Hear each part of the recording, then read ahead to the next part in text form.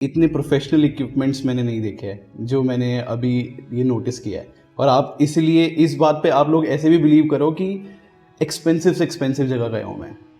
भगवान की दया से नहीं है मुझे कोई कमी, बट लकीली मेरे को लगा नहीं था कि इतने एडवांस इक्विपमेंट्स मुझे यहाँ मिलेंगे। तो वो एक मेरे को बहुत वैल्यूएबल चीज़ लग रही है, शायद लॉन्ग टर्म में जो मेरी हीलिंग को हेल्प करेगा। थर्ड, पूरी की पूरी टीम सर की प्रोफेशनल है। सर सच में आपने जो भी ओवर टाइम बिल्ड किया ना, मैंने देखा है किसी का भी बिजनेस क्यों ना हो, वो ओवर टाइम टीम के ऊपर ही होता है। और जिस प्रोफेशनलिज्म से आपकी टीम काम कर रही है सरप्राइजिंग था। मतलब वो 4 फ्लोर जो आपके है, नो वंडर कि लोग आपसे 2 महीने अपॉइंटमेंट लेके क्यों आते हैं, 2-2 महीने की वेटिंग के बाद। No wonder.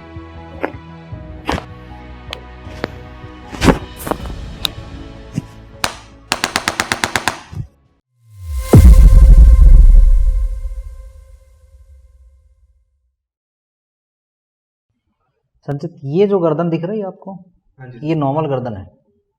नॉर्मल गर्दन इस इंसान की ऐसे होती है।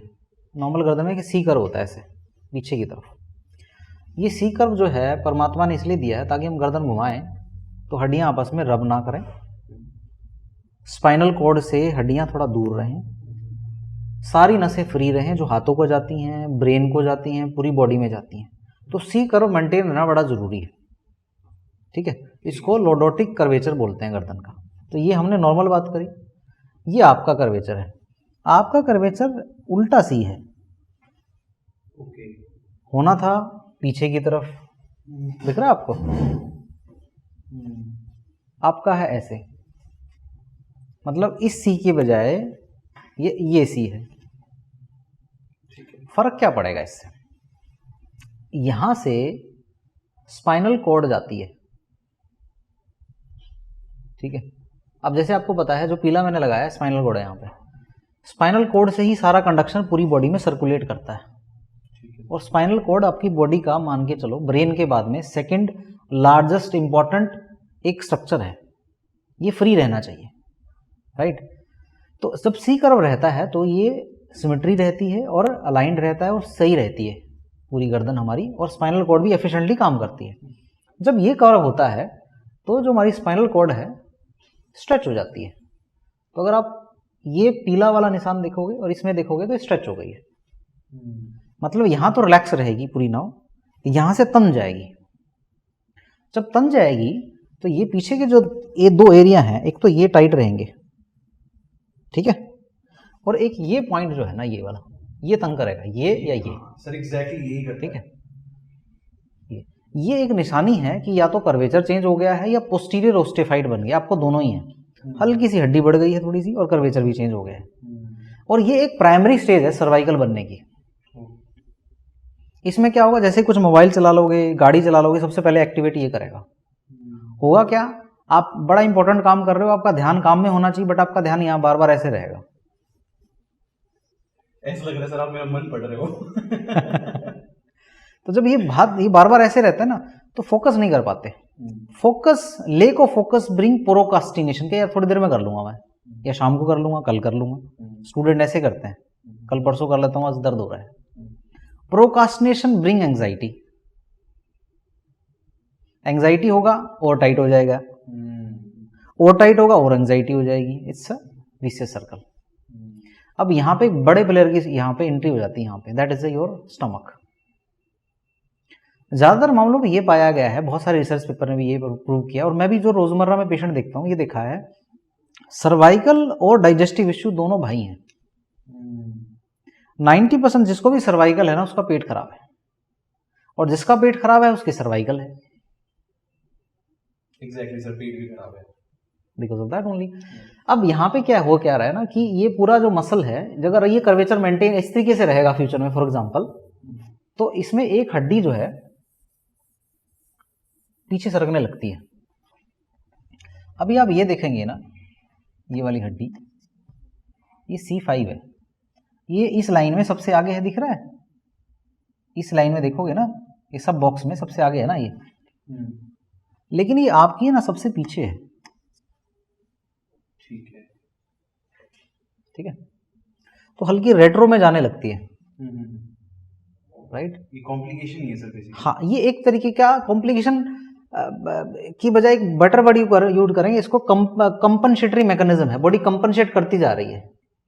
जितना कंपनसेट करी जाएगी, फॉर एग्जांपल जिम ज्वाइन करोगे, आपने लेग प्रेस किया या बेंच प्रेस किया, उतना पंप नहीं आएगा। आप सेट बढ़ाए जा रहे हो, वेट बढ़ाए जा रहे हो, लेकिन पंप नहीं आ रहा है। 1.5 साल से जो जिम कर रहा हूँ और मैं देख रहा हूँ मसल जो है ये वाली एरियाज की बहुत कम बढ़ी है। हाँ। इनफैक्ट मेरे चेस्ट भी आई है, ये भी हुआ है, मतलब लेग्स की बहुत अच्छी हो जाती है ग्रो। ये हाँ, पंप नहीं है, बाइसेप्स में नहीं आएगा क्योंकि ये बाइसेप्स पे सिलाई करता है, ट्राइसेप्स पे करता है, ये नहीं आएगा।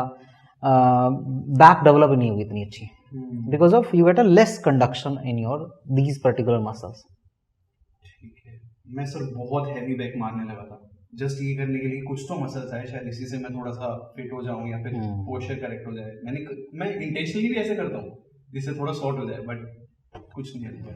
इसका प्रॉब्लम यहाँ पे एक और है, ये है कि दो तरीके की फेज होती है बॉडी में, एक इलास्टिक होता है, इलास्टिक फेज होती है, और एक प्लास्टिक फेज होती है। इलास्टिक फेज में मतलब होता है कि बॉडी की कैपेसिटी होती है कि यहाँ तक लेंथन हो सकती है, यहाँ तक अडेप्ट हो सकती है, वहां तक सिम्टम बॉडी मैनेज करती है। बॉडी अडेप्टेबल क्रिएचर, हम अडेप्ट हो के इतने यहाँ तक आए हैं। बट एक बॉडी का फेलियर पॉइंट होता है, उसको होता है प्लास्टिक फेज।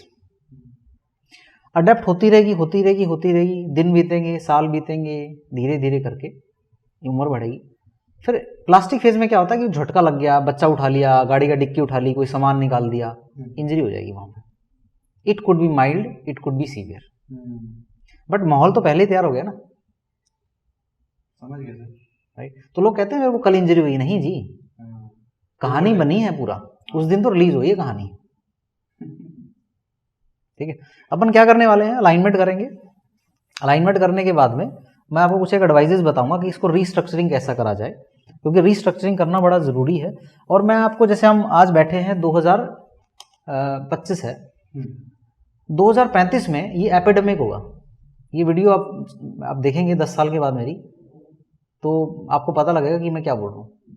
रीजन वाई, क्योंकि जितना टेक एडवांस, आप टेक में इंडस्ट्री में हो, कि सारे के सारे लोग पूरा 10 घंटे 15 घंटे ऐसे ही रहते हैं।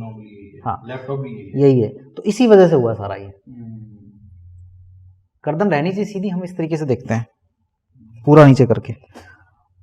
आपने 10 घंटे लैपटॉप पे काम किया, आप रिलैक्स करने के लिए क्या करेंगे, इंस्टा चलाएंगे, फिर वैसे वही काम है। तो एक्चुअली जो गर्दन आपने ऐसे करी, जो रिलैक्स देना था उसको, उसकी एक्सरसाइजेज जो करनी थी या वो चीजें नहीं करनी थी, आप वो उसको दोबारा करते हैं ज्यादा। नहीं सर, आपके कहने से मैंने जो है लैपटॉप स्टैंड भी ले रखा है, मैंने हरमन मिलर भी खरीदी है, जस्ट आपके राज शमानी का पॉडकास्ट देखा अच्छा। मैंने कहा आई थिंक ये चेयर लेनी बनती है, अब सर ने बोला तो, बट ऑब्वियसली इतने में आप बता ही रहे हो डैमेज हो चुका। जितना मैंने आपकी जितनी भी वीडियोस देख के प्रिकॉशंस लिए, सिम्टम्स मैनेज रहे, जैसे कि आपने बोला। यस यस यस, आप, मुझे लगता है उससे ही चल रहा है काम आपका। But you are sitting on a hot seat, इसको ठीक करना पड़ेगा अपने को। मेरे ना सर सेप्टोप्लास्टी भी हुई है अभी रिसेंटली। ओके, ब्रीदिंग इश्यूज आते थे। हाँ, इसीलिए। सबसे पहले हम C5 C6 को लाइन करेंगे।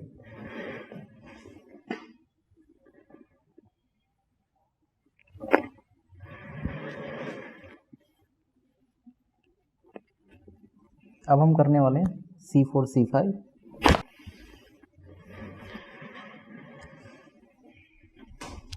रिलैक्स करें, यहाँ पे 2 है और यहाँ पे 7। ठीक है, यहाँ पे रिलीफ हुआ सर अभी। हमें जैसे ही हमने अलाइंड करा है स्ट्रक्चर्स को, so your you know the entire back of your head muscle na getting a more blood flow and more, I would say, less spasm effect in your brain।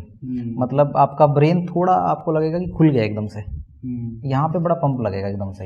Exactly sir, इस वाले area में, ये पूरे में। हाँ, क्योंकि यहाँ पे ग्रेटर ऑक्सीपिटल ना हुआ है, वो भी स्टिमुलेट हमने कर दी, उसको खोल दिया है। तो ये बड़ा ज़्यादा रहता है IT वालों को, ये बड़ा दुखते हैं, ये बड़ी दुखते हैं, और ये बड़ा जो बड़ा हाई भी लगता है उनका, उसी से होता है ये सारा।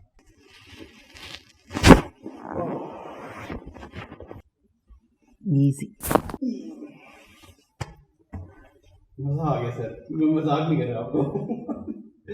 ऐसा लग रहा है कुछ हो रहा है बॉडी में। हाँ, जैसे जैसे मैं अलाइनमेंट करता रहूँगा, ऐसे लगेगा कि बॉडी की चारों तरफ की बेड़ियां एक एक करके खुलती जा रही हैं, हाँ, ऐसे लगेगा आपको।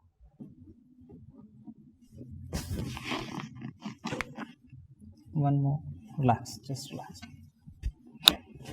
बस। ब्रीद आउट,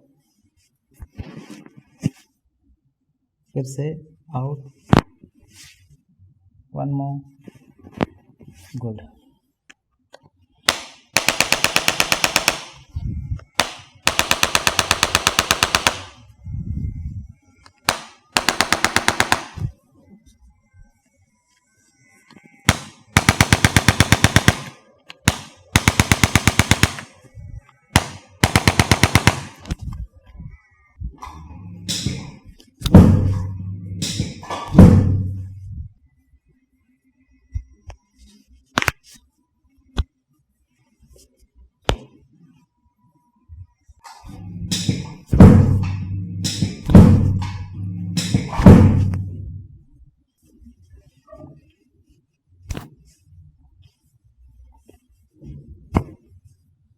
हम लोग गर्दन के साथ पूरी बॉडी अलाइन कर रहे हैं, उसमें क्या हो जाएगा कि कुछ और अगर खामियां बची होंगी इसमें बॉडी में, गर्दन के अलावा, उसमें कवर हो जाएगी सारी। ठीक है sir. Hold your hand, push your shoulder back side please, keep on pushing, push कर दो, पुश कर ना, push your shoulder back side. मैं आपको गिराऊंगा नहीं, रिलैक्स करें, ठीक है। Breathe out again, last time.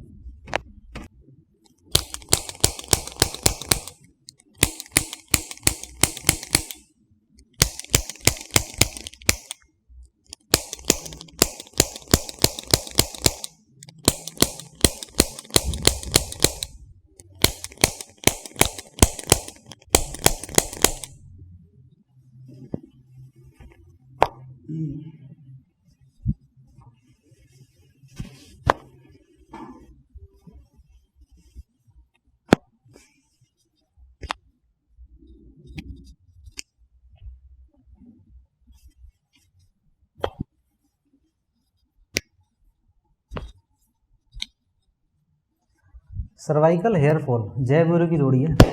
अच्छा, थोड़ा ही हुआ है सर, हेयर फॉल तो भी थोड़ा सा सेंट्रल ही हुआ है। एलोपेशिया पीछे थोड़ा सा ना। हाँ, इनका क्लिनिकल रेवलेंस तो ये है कि ये पूरा एरिया थोड़ा कंजस्टेड रहता है, यू गेट हाइपोक्सिक, ब्रेन में थोड़ा ब्लड कम रहता है, और एक ट्रांजिएंट अस्टीमिया करके एक प्रॉब्लम होती है। मतलब जब ये नसें दबती हैं तो हमारी जो है यहाँ की आर्टरीज होती हैं जो बड़ी अहम होती हैं, जो ब्रेन में ब्लड लेके जाती हैं, ब्रेन में थोड़ा ब्लड कम रहता है, ऑक्सीजन कम रहता है, स्कैल्प थोड़ी गर्म रहती है, और इसकी वजह से भी हेयर फॉल देखा गया ज़्यादा, क्योंकि उनकी ग्लैंड में स्वेटिंग बहुत ज़्यादा होने लगती है।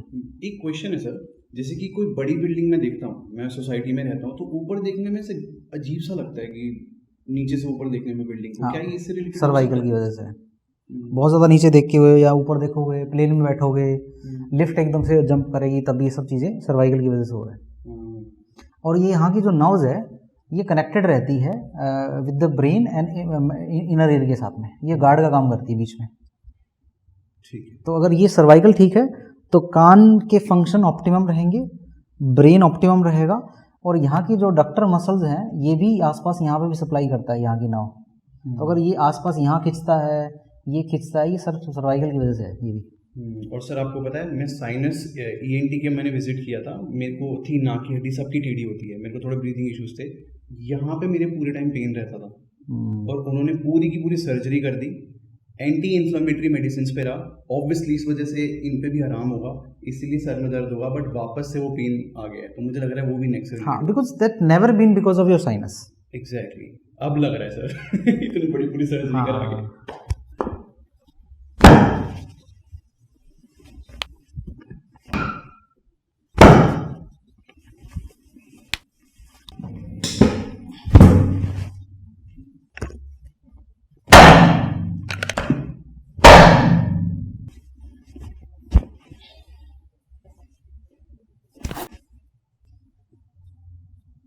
ब्लोटिंग होती है?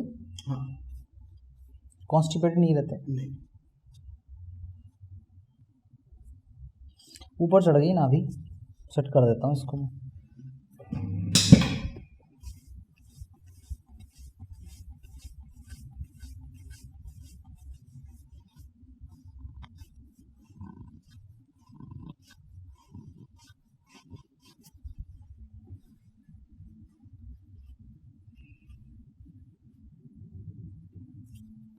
दोनों घुटना मोड़ना है आपको, घुटना मोड़े दीजिए, नाल भी सेट हो गई है।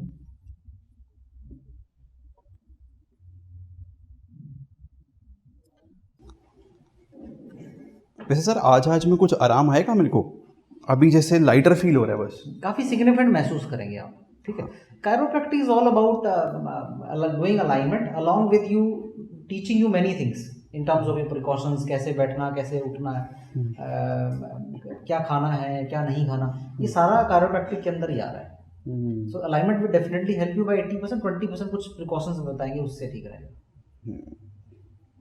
सबसे बड़ा प्रिकॉशन यही है कि जैसे आपके बहुत सारे व्यूअर्स हैं, उसमें क्या होता है, लोग आपके जिस तरीके से आपको लोग फॉलो करते हैं, उन लोगों का काम ये रहता है ज़्यादातर नीचे देखते रहते हैं। तो उनको मैं यही सलाह दूंगा कि आप उस तरीके से टेबल पे ऊपर ही रख के यूज़ करें मोबाइल को, इस तरीके से। इस तरह गर्दन ना सामने रहेगी तो न्यूट्रल रहेगी, है ना। कोशिश करें लैपटॉप को छोड़ के मॉनिटर वगैरह हो तो उसी पे काम करना स्टार्ट करें ज़्यादा। और जो मॉनिटर है उसकी हाइट जो है 100 डिग्री की होनी चाहिए, मतलब अपनी टुड्डी हल्की सी उठी होनी चाहिए इस हिसाब से। अगर आप इस तरीके से काम करेंगे तो दिक्कत ज़्यादा आएगी। ठीक है, राइट। तो गर्दन जितना ऊपर रहेगा उतना स्टेबल रहेगा, इससे कर्वेचर न्यूट्रल रहता है। साइड में नहीं होना, जैसे साइड में इस तरीके नहीं होते, सामने की तरफ। ठीक है, ठीक है। That's a very important advice for you. Guys पिछले 1 साल में ना मैंने इतने सारे कायरोप्रैक्टर विजिट करे हैं, बहुत सारे डॉक्टर्स विजिट करे हैं, और इतना मैं बता सकता हूँ डॉक्टर हरीश ग्रोवर जो है ना सबसे प्रोफेशनल मेरे को लगे है। सर बिलीव मी सीरियसली, इतना टाइम मेरे को अभी तक किसी डॉक्टर ने दिया। बिकॉज यार मैं समझता हूँ हमारी पॉपुलेशन बहुत बड़ी है, लोग सारे डॉक्टर कोशिश करते हैं कि जल्दी जल्दी काम खत्म करते हैं, बट इतनी शांति से बैठ के ना मेरे को किसी ने सुना नहीं है। तो पहले तो मेरे लिए वो ही बहुत बड़ा सरप्राइज था कि ठीक है इतनी ध्यान से कोई डॉक्टर सुन रहा है। Means a lot sir, thank you इस चीज़ को भी देने के लिए टाइम। सेकेंडली, इतने प्रोफेशनल इक्विपमेंट्स मैंने नहीं देखे हैं जो मैंने अभी ये नोटिस किया है। और आप इसलिए इस बात पे आप लोग ऐसे भी बिलीव करो कि एक्सपेंसिव से एक्सपेंसिव जगह गया हूँ मैं।